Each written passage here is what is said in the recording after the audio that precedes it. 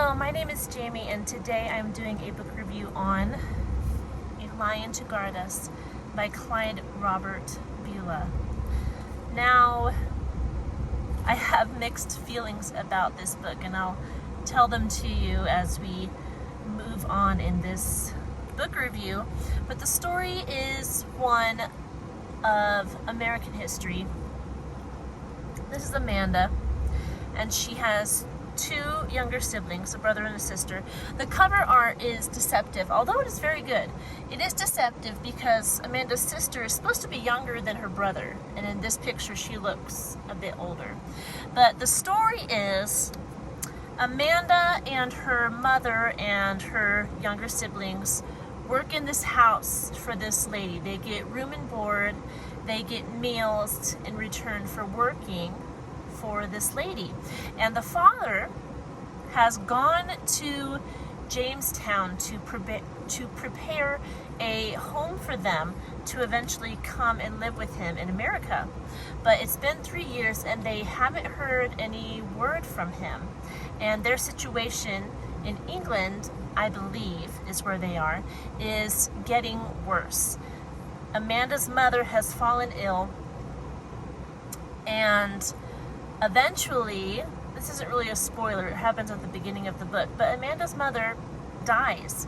And circumstances happen so that Amanda and her siblings find themselves not able to live at the house where they were staying.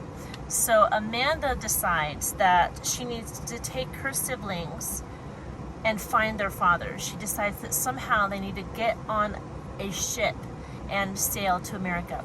So the whole book is about the struggles they go through in order to try to find their father. Now, I love Clyde Bulla as an author. He's a wonderful author. This is actually a really good book. The only thing is it's rather sad. The whole book, these poor children go through so much. For one, it starts out, the father has been missing for 3 years, and the mother is sick and then dies. They're thrown out of their house.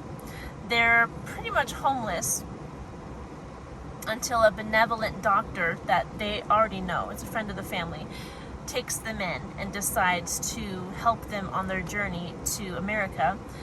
But I don't want to give away too much. Sad thing after sad thing happens. And their journey is a rough one.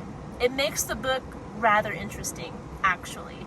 But it was a little bit of a beating of a book.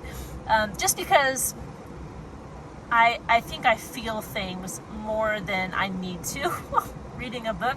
Maybe you would just read this book as a storyline. But for me, I'm reading it and thinking of these kids, because I have kids of my own, and I'm just like, it's just sad, the stuff they go through.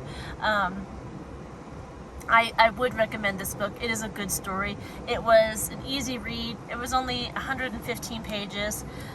Published in 1981 is when it's published. And it was quite good. It was a good story, and there was a lot to keep your attention, a lot of things that the children had to overcome. Amanda had to rise above being on her own to parent her younger siblings and help them find their father. So, excellent book. It really is, even though it is sad. It's a good book. I would recommend it to anyone who is interested in American history. It is, I believe, a 3rd grade reading level, so 3rd grade and up. It's a good story for adults as well. I'm trying to get rid of the stigma that adult books are for adults and kids' books are for kids. C.S. Lewis said that if a book isn't good enough for an adult to read, it's probably not good enough for a kid to read either. Kids' books should be good enough that adults find them interesting, and this is one of those books. So, highly recommend it. Go for it. I think you'll enjoy it, and you'll learn from it too, even though you might feel a little bad in the process. It's still a good one. That's all I got. I hope you're doing well, and I'll talk to you in our next video. Goodbye.